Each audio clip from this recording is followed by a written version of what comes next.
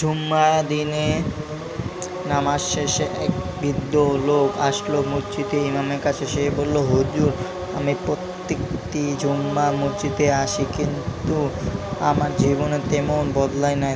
আমার দোয়া কি কবুল হয় না? ইমাম শান্তভাবে বললেন, তুমি কি সবসময় পানি পান করো? লোকটি বলল, হ্যাঁ, প্রতিদিন। ইমাম বললেন, তাহলে তুমি প্রত্যেকবার পানি খেয়ে চিরতরে পিপাসা মেটাতে পারো? বৃদ্ধ হেসে বললেন, না হুজুর, কিন্তু তাতে আমি বেঁচে থাকি। ইমাম বললেন, তেমনি প্রত্যেকটি জুম্মা, প্রত্যেকটি দোয়া, প্রত্যেকটি ইবাদত তোমার রুহানিকে বাঁচিয়ে রাখে, বদলায় ধীরে ধীরে। হয়তো তুমি টের পাও না, কিন্তু আল্লাহ জানেন, তিনি কখনো তোমাকে ফেলে দেন না।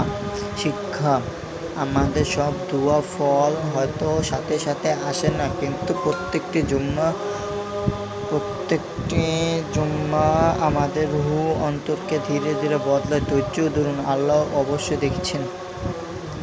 ভিডিওটি ভালো লাগলে সাবস্ক্রাইব করে যাবেন এবং লাইক করে যাবেন। এরকম ভিডিও